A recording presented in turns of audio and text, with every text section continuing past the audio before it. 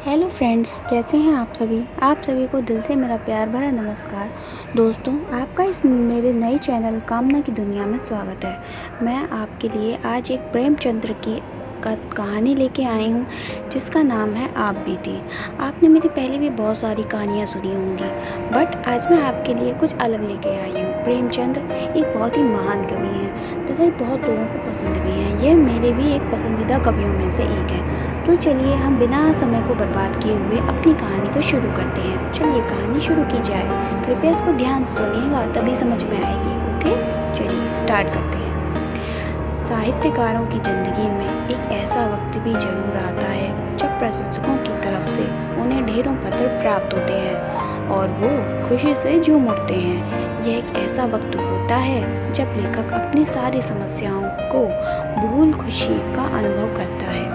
वो पत्रों के सागर में डूब जाता है और लहरों के साथ कल्पना की एक नई शिखर पर पहुंच जाता है। उस पल मैं भी कुछ हूँ ये महसूस होता है।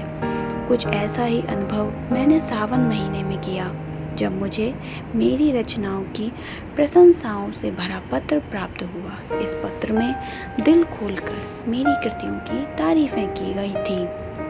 पत्र भेजने वाले खुद एक उत्तम कवि थे। उनकी कविताएं अक्सर पत्रिकाओं में छपती थी। मैं उनका यह पत्र पढ़कर फूला नहीं समा रहा था।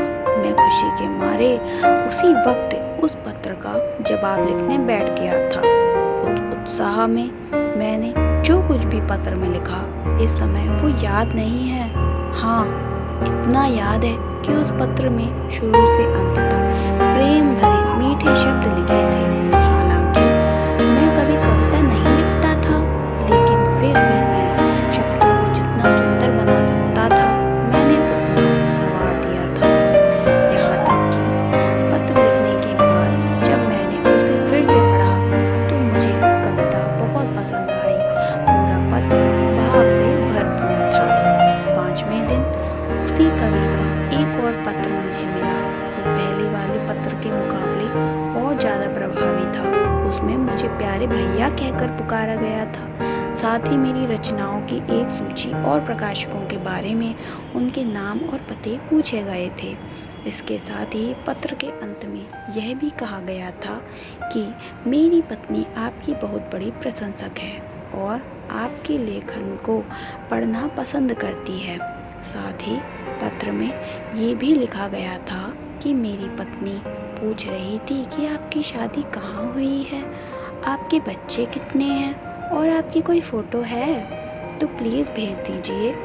वही पत्र में मेरे जन्म स्थान और वंश की भी जानकारी पूछी गई थी। पत्र के उसके अंतिम खबर ने मुझे खुश कर दिया था। पहली बार ऐसा हुआ था जब किसी महिला ने अपने मुंह से मेरी तारीफ की थी और यह सुनने का मौका मुझे मिला था। यह सुनकर ऐसा लगा कि कोई मेरे बुरे कर्मों की तारीफ कर रहा है। उस दौरान तारीफ में जितने भी शब्द मुझे याद थे, उन सबको मैंने पत्र में लिख डाला और अपने परिवार और ख़ानदान के विषय में ऐसा जिक्र किया कि जैसे किसी कवि ने भी कभी राजा का गुणगान नहीं किया हो। मेरे दादाजी एक जमींदार के यहाँ कर्मचारी थे, लेकिन उन्हें मैंने रियासत का प्रबंधक बताया था। वहीं अपने क्लर्क पिता को मैंने दफ्तर का प्रधानाचार्य बताया। पत्र में किसानी को जमींदारी बताया था। इसके अलावा अपने लेखन की गिनती को तो बढ़ा न सका, लेकिन उनके महत्व को बड़े अच्छे से समझा दिया था। देखा जाए तो अपनी तारीफ करना एक सिरफिरापन है, लेकिन इशारों में यह काम आसानी से किया जा सकता है। खैर, पत्र ख़त्म हो चुका था और लेटर बॉक्स में पहुंच चुका था। ये मुंशी प्रेमचंद अपने बारे में अपनी आप बीती कथा को सुना रही है। तो चलिए, इसके बाद हफ्ते तक कोई पत्र नहीं आया। मैंने पत्र में अपने हिसाब से अपनी पत्नी की तरफ से भी कुछ बातें लिखी थी। उम्मीद थी कि घनिष्ठता बढ़ेगी, लेकिन ऐसा लग रहा था कि कहीं वे मुझे मतलबी और सेटलमेंट ना समझने लगा हो, इसलिए कोई पत्र नहीं लिखा हो। अश्विन के महीने का तीसरा पहर था। हर तरफ रामलीला का उत्साह था। मैं भी अपने एक दोस्त के घर था। वहाँ ताश की बाजी चल रही थी। अचानक एक व्यक्ति वहाँ मेरे बारे में पूछते हुए व मेरा नाम लेते हुए वहाँ आया और मेरे बगल की कुर्सी पर आकर बैठ गया। मैं उसे नहीं जानता था।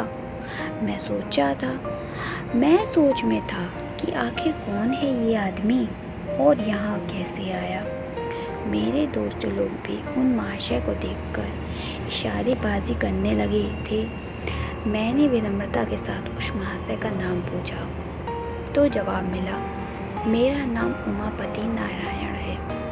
मैं जवाब सुनते ही खुश होकर उनके गले लग गया। ये और कोई नहीं बल्कि वही कवि महोदय थे जिन्होंने मुझे पत्र भेजा था। मैंने उनसे उनका हालचाल पूछा, फिर पान और इलायची खिलाई और पूछा कि यहाँ कैसे आना हुआ।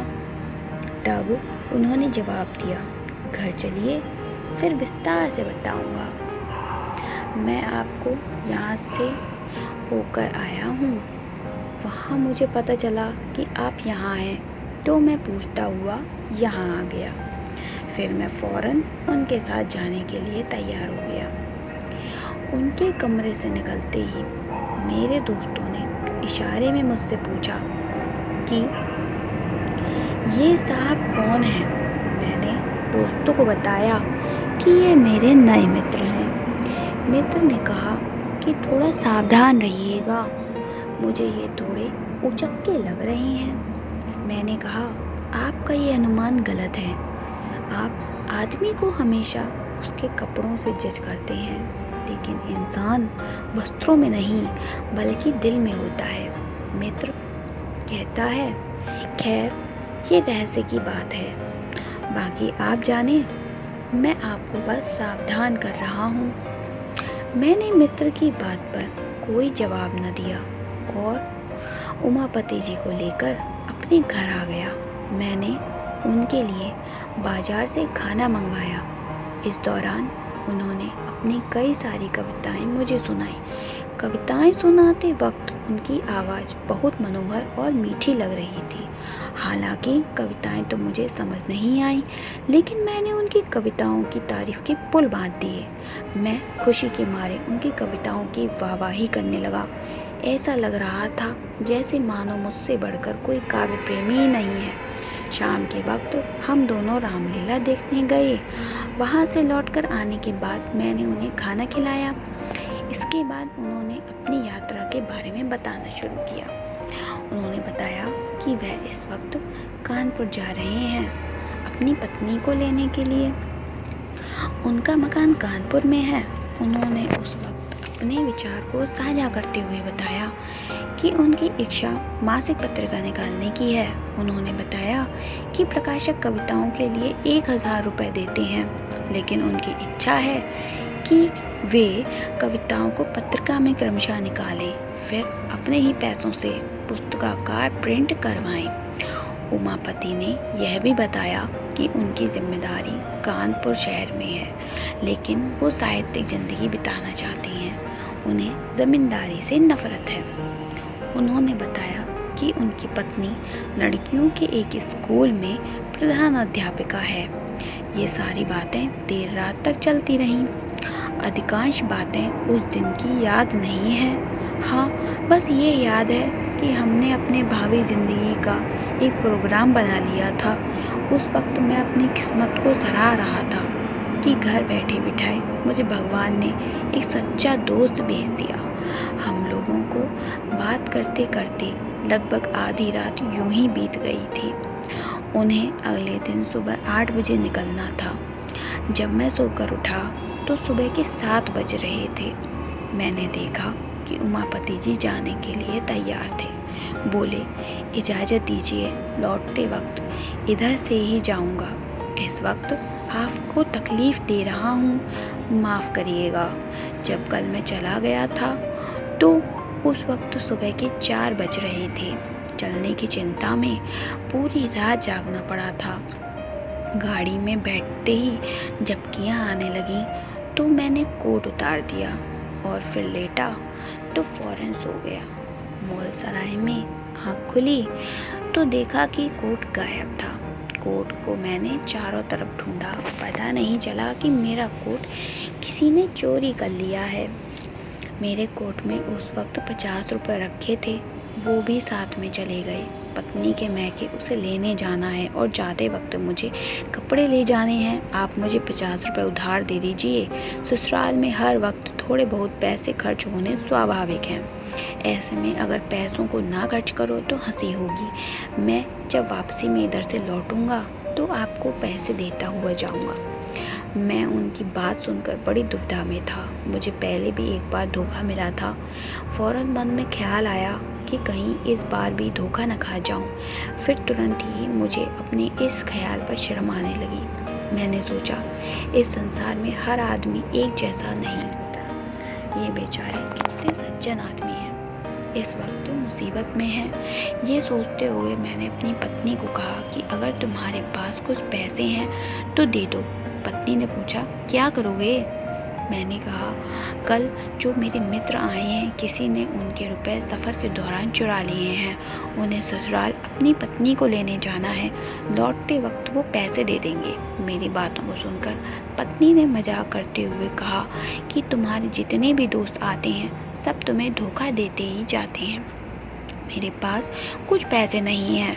फिर मैंने थोड़ा अपनी पत्नी को मनाते हुए कहा कि अगर पैसे हैं तो दे दो ना, बेचारे तैयार होकर खड़े हैं, उनकी गाड़ी छूट जाएगी। पत्नी ने कहा, बोल दो जाकर, इस वक्त घर में कोई पैसे नहीं हैं। मैंने कहा, ये कहना इतना आसान बिल्कुल नहीं है। इसका मतलब यह है कि मैं दरिद्र होने के साथ साथ अच्छा दोस्त भी नहीं हूँ।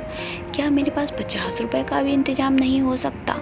उमापति जी को इस पर कभी भी यकीन नहीं होगा कि मेरे पास इतने पैसे भी नहीं हैं। इससे तो यह सही होगा कि मैं उनसे सीधे सीधे कह दूं कि हमें आप पर बिल्कुल भी यकीन नहीं है। मेरी बातें सुनकर पत्नी ने झुंझलाकर बक्से की चाबी मेरे सामने फेंकते हुए कहा कि तुम जितनी आसानी से बहस कर लेते हो ना, अगर उतनी ही आसानी से आदमी को परखना जानते तो अभी तक इंसान बन गए होते।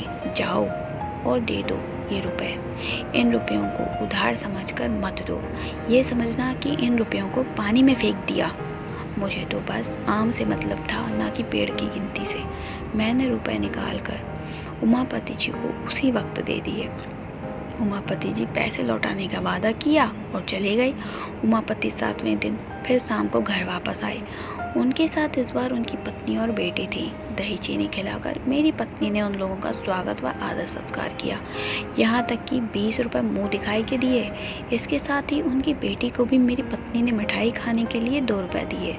मुझे लगा था कि उमापति जी आने के बाद ही मेरे रुपए लौटा देंगे, लेकिन उन्होंने रात में रुपयों का कोई जिक्र तक नहीं किया।